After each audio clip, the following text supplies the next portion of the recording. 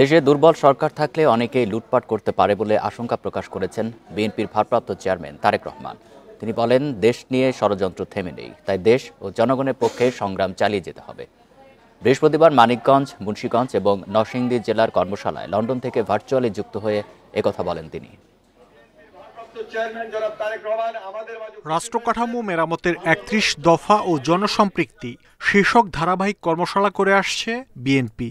বিভাগীয় পর্যায়ের পর এখন চলছে জেলাভিত্তিক কর্মশালা। এর অংশ হিসেবে মানিকগঞ্জ, মুন্সিগঞ্জ এবং নরসিংদী জেলার কর্মশালায় লন্ডন থেকে ভার্চুয়ালি যুক্ত হন বিএনপির ভারপ্রাপ্ত চেয়ারম্যান তারেক রহমান। শুধু দরকার হলে আপনারা চেয়ারম্যান বলবেন, মাননীয় দরকার বলবেন না সাথে। দিনব্যাপী কর্মশালার শেষ পর্যায়ে বিভিন্ন পর্যায়ের নেতাদের প্রশ্নের জবাব দেন তারেক রহমান। ইউনিয়ন ভিত্তিক যদি আমরা এলসি প্রসেসিং সিস্টেম, আমি জানি আপনি যেদিকে যাচ্ছেন, আপনি এখন আমাকে বলছেন, আমি এটা ২০ বছর আগে জিনিসটা আমি মোটামুটি ভাবে চিন্তা করেছি। কর্মশালায় ভারপ্রাপ্ত চেয়ারম্যান বলেন, দেশ বিদেশে অনেক ষড়যন্ত্রকারী আছে, তারা নিজেদের স্বার্থে চায় দেশে দুর্বল সরকার থাকুক। আজকে আপনার দলের বিরুদ্ধে, সর্বোপরি এই দেশের বিরুদ্ধে ষড়যন্ত্র কিন্তু থেমে নেই, দুষ্টু লোকদের দুষ্টামি কিন্তু থেমে নেই। সেটি বাইরেই হোক, আমাদের বাইরেই হোক, সেটি আমাদের দলের ভেতরেই হোক।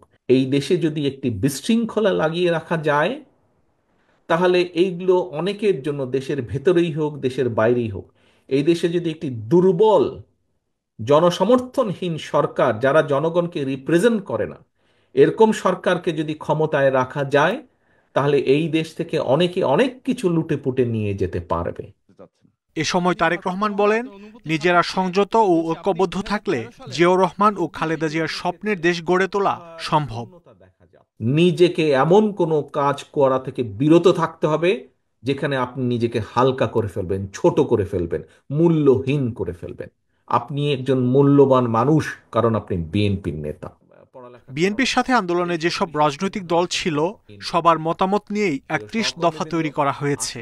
ভালো প্রস্তাব পেলে অবশ্যই দফায় আরো সংযোজন করা হবে বলেও জানান বিএনপির ভারপ্রাপ্ত চেয়ারম্যান। আমাদেরকে যদি এই নির্বাচনের পুল সেরা পার হতে হয়। মাহমুদ শরীফ, ইন্ডিপেন্ডেন্ট নিউজ।